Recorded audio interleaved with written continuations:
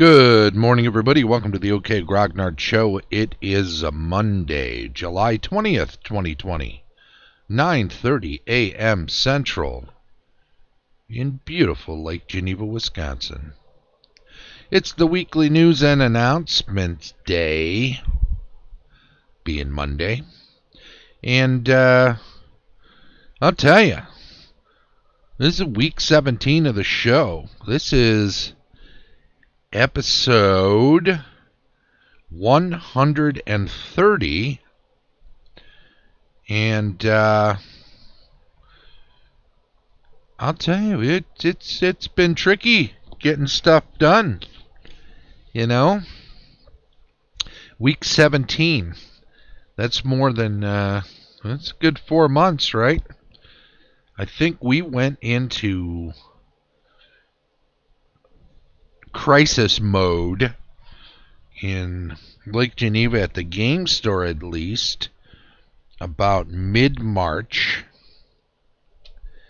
And, you know, we were starting to limit the number of people in the space. It was affecting the business in that we couldn't have full crowds and run big tournaments. And, you know, at first it was number of people, then it was socially distancing with number of people. So, you know, good morning, Grail Knight. Thanks for stopping by. And then, you know, everything was double the work because, you know, you essentially had to follow people around in the store with disinfectant and towels, cloths to clean up, you know, anything they might have touched. And forget it if somebody is in there and they're coughing or sneezing in any way or have the sniffles. The first thing you think is, oh, I won't go near anything being touched by this person, because who knows, right? So apparently they're going to have a meeting tomorrow, the 21st of July, public meeting here in Lake Geneva regarding the possibility of a ordinance, overturning a previous ordinance in regard to mandatory masks. How that will affect the possibility of the store opening anytime soon, I don't know. At this point, we're still, the game store is still looking at the Badger Bounce Back program. If you just do a Google search on that, you'll find a link. It takes you there where there are 6 metrics being looked at for when, I don't know if it means you're out of the woods or it just means you're seeing a light at the end of the tunnel when you get 6 green lights rather than red lights on that thing. We have fluctuated between 2 and 3 green lights. At one point, I think for like a day, there were 4. And this was 2 months ago. So it was before there was a lot of testing, which I think kind of led to a false sense of, you know, of it slowing down or getting easier or getting better or who knows what. Anyway, it's the Badger Bounce Back program has been our focus for a sign that reopening was a possibility. Game store will not reopen until we're sure we can have crowds in there safely, both for the staff and for the customers, so that years from now we don't look back on it and think to ourselves, boy, we were knuckleheads. So many people were infected because we didn't help keep people from doing it to one another by inviting people in and tempting them to gather around tables together in close proximity when things were so dangerous. And we don't want to perpetuate the problem. And certainly, you've got to also remember when it comes to a game store like that, if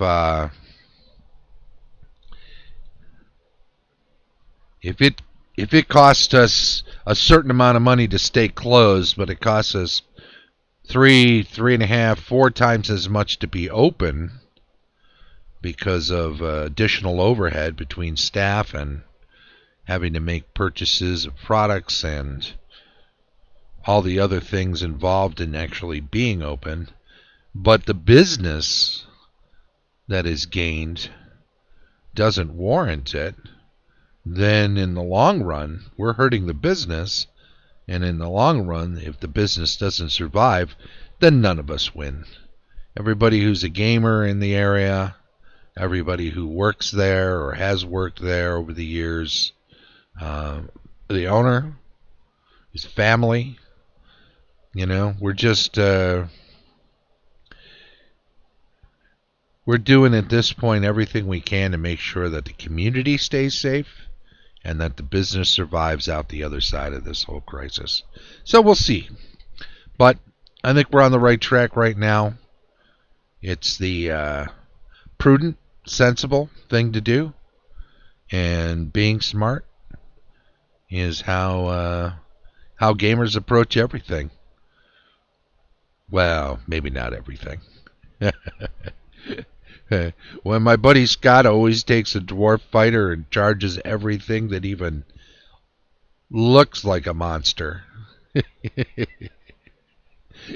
then one wonders if one's thinking with one's head or with one's axe. And I think the latter in a case like that. Anywho, what do we have on the horizon now?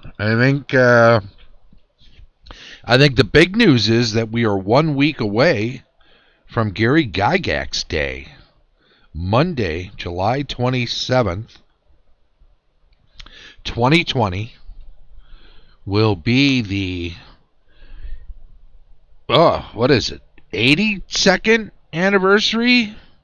1938, let's see, 60, that's right, 82nd anniversary of the birth of Gary Gygax. And although he passed away 12 years ago, we still honor Gary as one of the progenitors of role-playing games and D&D, Dungeons and Dragons in particular, especially here in Lake Geneva, where the impact of that was felt very, very early and very fully, since TSR, the company that published Dungeons and Dragons, was based here in 1974.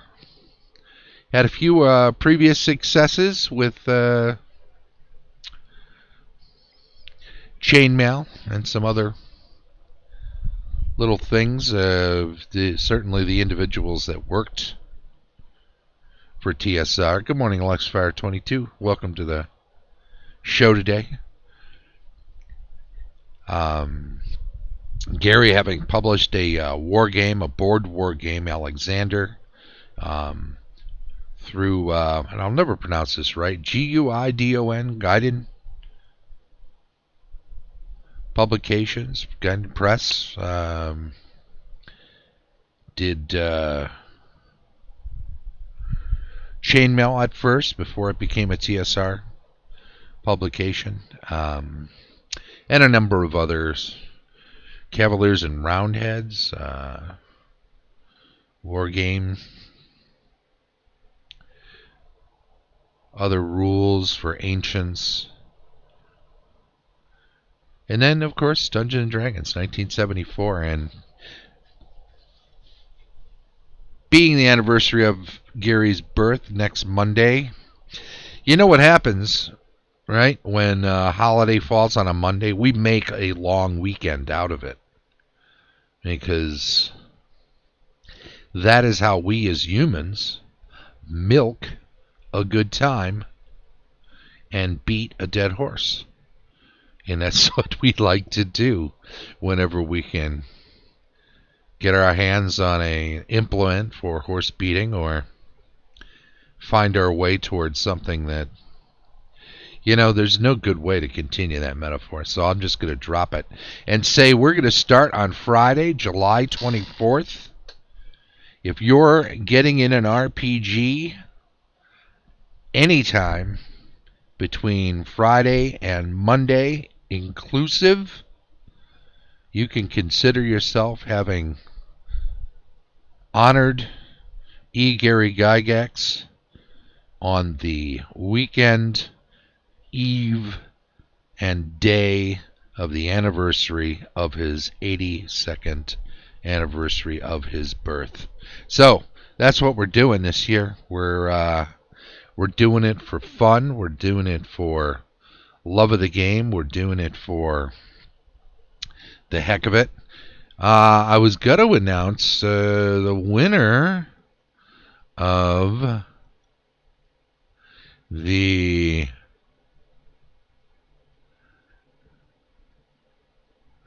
boop boop boop boop. There it is. Nope, still no response.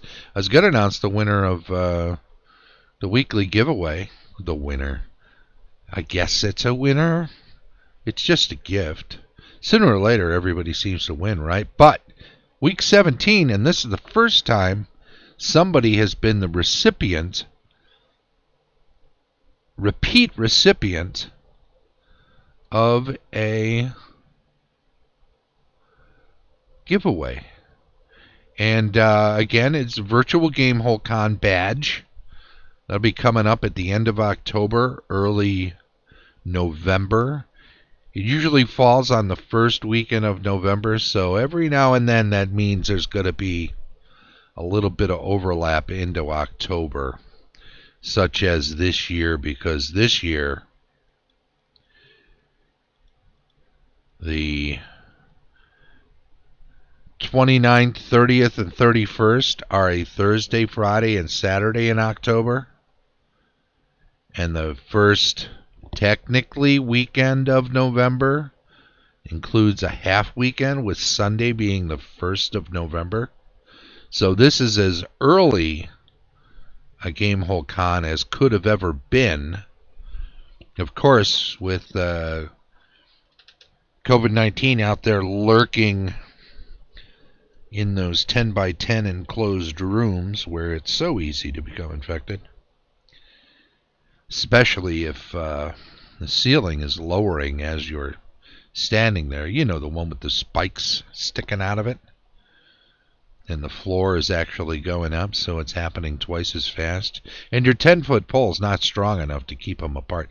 In any event, GameHoleCon was one of the smart, we should say, one of the smarter of the conventions, or perhaps more flexible, in that they're far enough into this crisis, being at the end of October and early November, that they were capable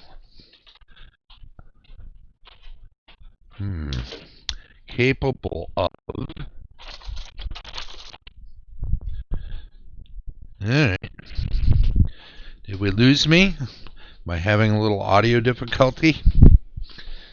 Sorry about that. I just wanted to just wanted to say that they were far enough into this thing that they were able to get out ahead of it fairly early. I think a lot of conventions like GaryCon and North Texas RPG Con were in the unenviable positions of being some of the first into the breach. And so companies, hotels, convention halls, not having dealt with something like this before, and insurance companies, let's not forget their part in this, because of language in various policies as to whether or not certain things would be covered. Because, and who gets to make the call?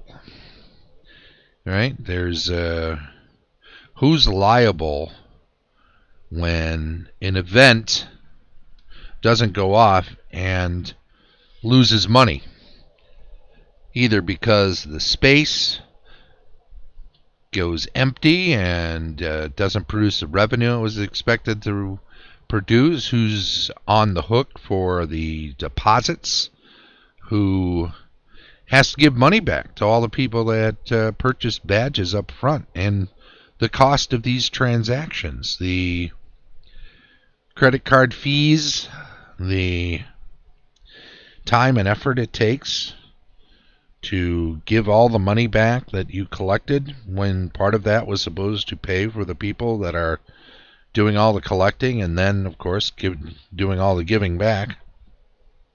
So there's a lot of expenses involved in a convention not going off, and the fact that GaryCon had to push it to a couple of weeks before. I think Luke, being smart, always suspected once we got into March that it was not going to happen, but had to wait to make the call until that was recognized both by the Grand Geneva and also then by the various insurance entities, so that things could be covered without too much damage. And the right call was made. North Texas Con, I get the feeling that North Texas Con might have made their call a little sooner if they hadn't been, if the place where they were holding the convention wasn't playing chicken with them, making them make the call later. Because let's face it, conventions like GaryCon, North Texas RPG Con, GameHoleCon have so many VIPs, whether they're RPG industry VIPs or writers and various other VIPs and guests of honor who are older and sometimes with the, pre-existing conditions, whatever. So you know that they're at risk in this current day and age, and you have to worry that if you're inviting a bunch of these people and they come to your convention and they go back home, maybe with an elderly spouse or to their community where they have friends and whatnot who are also of an age, and then suddenly you've got multiple infections and people passing away. Morning, Dweller 8. You just don't want that. That would just be the nastiest thing on the world. How would you like to say that you were the one who was running a convention that knocked off most of the elders of the RPG industry? I don't think that's something anybody wants to be able to infamously say about themselves later on in life when they become an elder, if at all. So, in any event, virtual conventions are the way to go. They have planned this for GameHoleCon. We have done a check of who, and they're not here today. I'll let you guys know that are in the stream chat. I'm afraid this latest badge is a repeat winner, but somebody who hasn't won a badge yet. They won something back before we were doing badges. So, who's gotten badges so far? Lost Nomad has. LexFire22, you've gotten a badge, right? Ink Dweller 8, you've gotten a badge. Grail Knight, you haven't won a badge yet. What's up with that? You haven't won. We're in week 6. Well, we're in week 17 now, but we've done 16 weeks in Grail Knight. you have yet to pick up a giveaway. Well, I'll tell you what. I don't know if I have not received a response yet. You rolled a 1. Grail Knight, do me a favor. Send me a whisper with an email address and your name, and make sure those are an email address and a name that you're going to use to sign up on the GameHoleCon website. And we're going to do that. We're going to get you a badge for GameHoleCon right now. Now, I don't know if the person who's supposed to get one this week from the regular thing is going to get back to me and say they still want it. They will get it if they want it. They may turn it down. I don't know. But there you go. Right on. Boom. That's right, LexFire22. It's all about the boom. It's all about the boom. And it'll be fun. We'll go there. I'll tell you, some of those, and you know what? GaryCon kind of got switched to a virtual convention pretty quickly. And running games at that point on virtual tabletops was not something I had any skill at doing.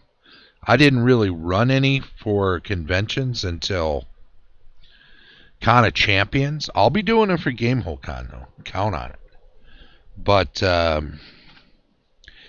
the skill was not there for me to be able to run games on virtual tabletops for GaryCon. So most of what I did was attend stuff. There was some kind of limited availability seating because most of the people that were involved in GaryCon, physical GaryCon, were not people that could easily transition their games to virtual tabletops. Either they didn't have the skills or the wherewithal or they had no clue whatsoever how they work. So, fair enough, right? Too tough. And a lot of people that would not normally have been able to attend to GaryCon came out of the woodwork to run games at GaryCon, virtual GaryCon, and that worked out great. And, Greyhawk. Virtual Greyhawk Con. That's early October, right? That's Jay, Lord Kazumba's brainchild. Well, I'll tell you what, there's a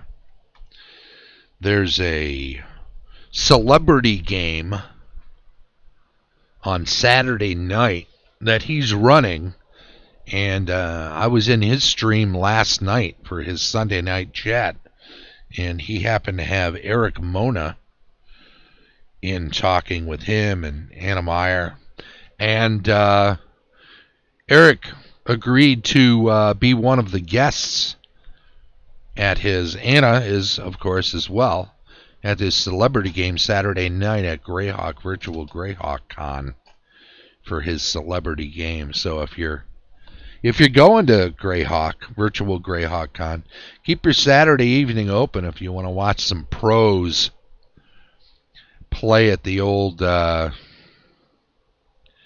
play at the Celebrity Greyhawk game. Should be fun. And certainly some neat. They're still trying to get Luke lined up and some other people. I think they've got a couple of Trollard people lined up. LexFire22. Oh, yeah, you were in that one. Yeah, you know, I often see you there in there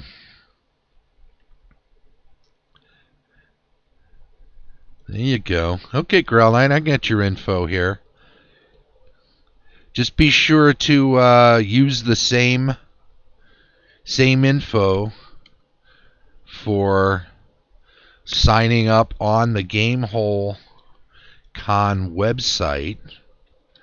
And when I go there, which I'm actually doing right now, I'm going to log in over there.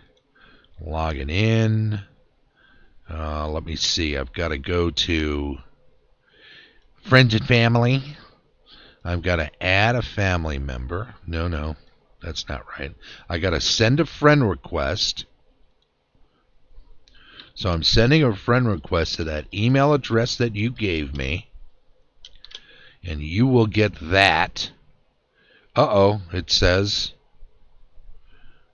it's not there. So you haven't signed up over on GameHoleCon website. Okay.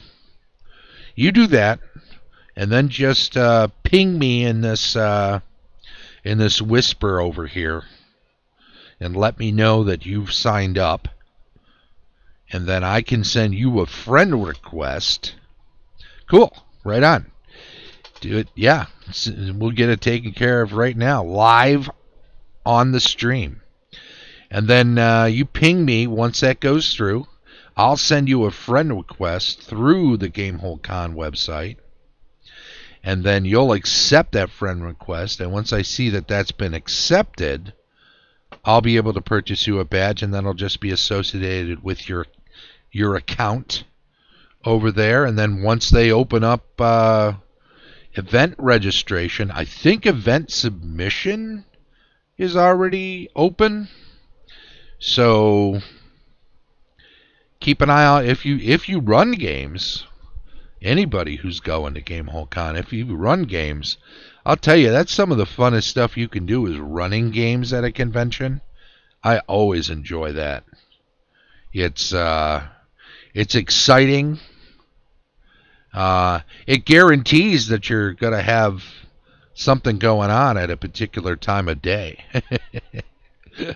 Because I'll tell you, there's nothing worse than going to a convention and not signing up in advance and then discovering you have a time slot or two where just absolutely everything has been full, right?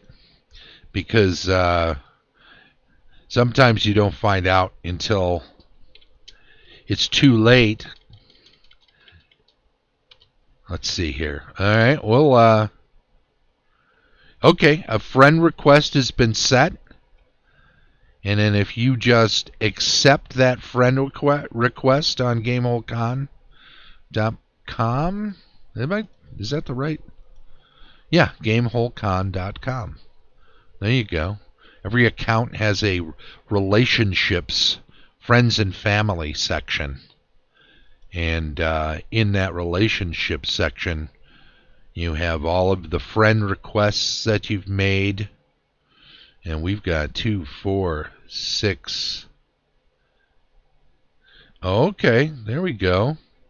So that's come through then, it looks like. There we go. And then I need to go to attend, buy a badge. And then I can buy a badge for myself or for a friend or family member. And then I just click on that. And then I can go here and I'm going to check out. I like using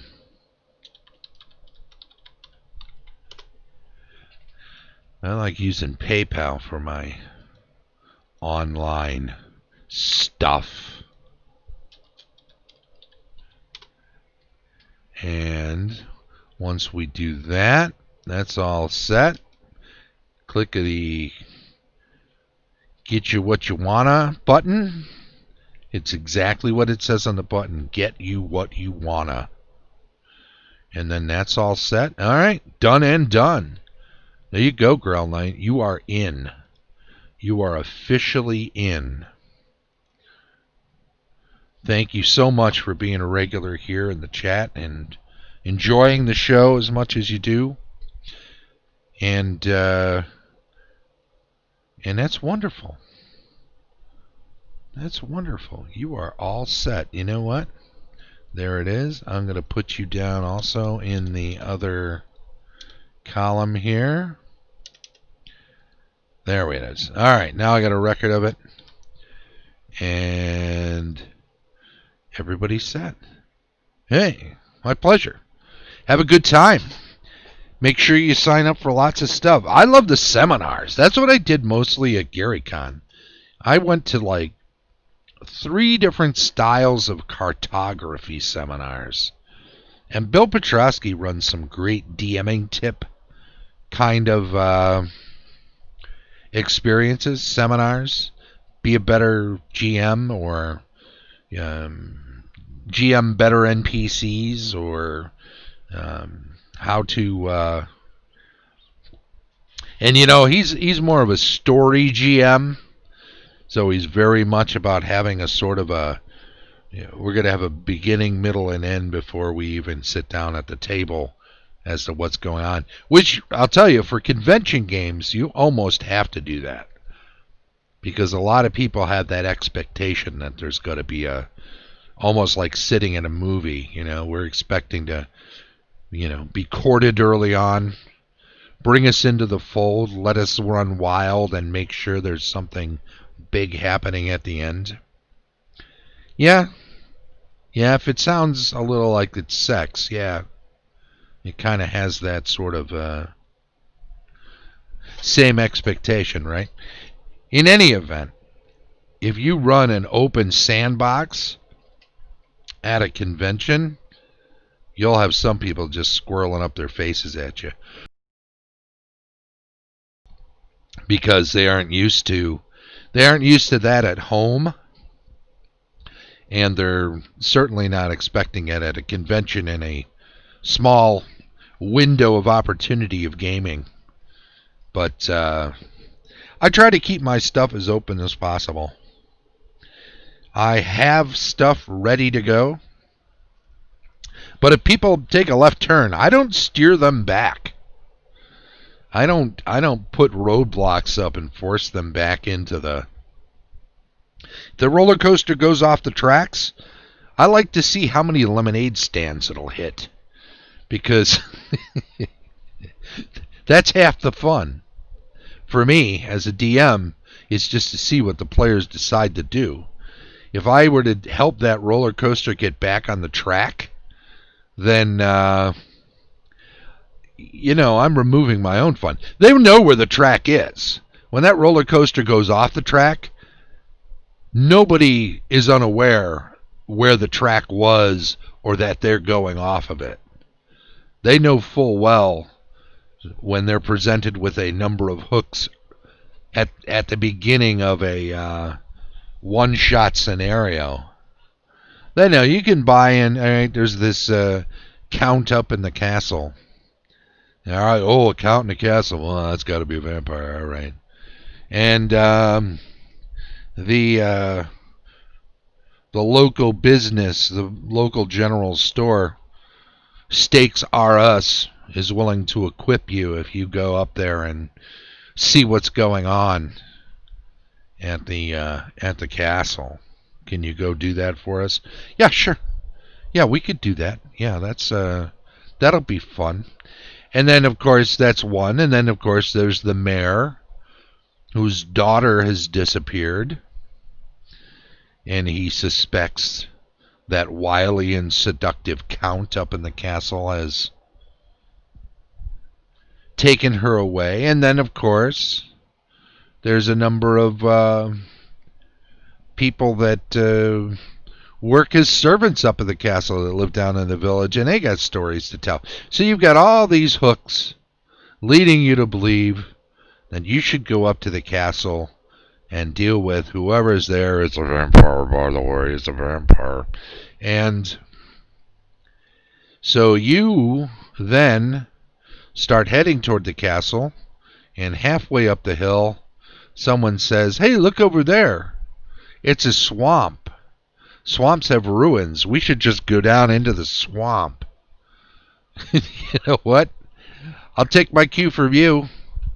I've got some extra maps laying around, and even if I didn't, I can make one up. There are going to be some ruins down in that swamp. You're not going to like what's there either, because at this point, you've opted, when presented with A, B, and C, you've opted for D. And none of the above usually puts me in a position where I've got to up my game. And that means making things tough and tricky. It's time to play cat and mouse, and I'm not going to be the mouse anymore.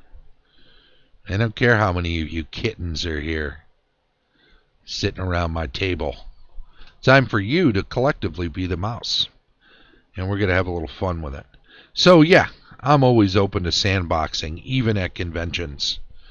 And it can be a lot of fun playing at convention games. A virtual tabletop 2 makes it possible for you to play with people who you never even would have met at a regular game convention, because they live halfway around the world, or they just travel in different circles.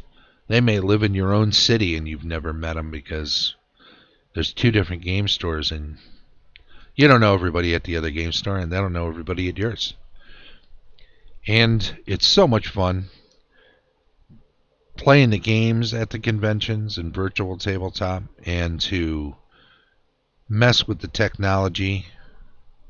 If they don't use, here's a tip though, if they don't use a video chat element, if it's strictly audio, try to be kind of relaxed. Let the DM prompt who's going to be speaking in any given moment, or you'll find that you're halfway through a game session and all you've done is have people talk over each other the whole time, and you haven't gotten anywhere.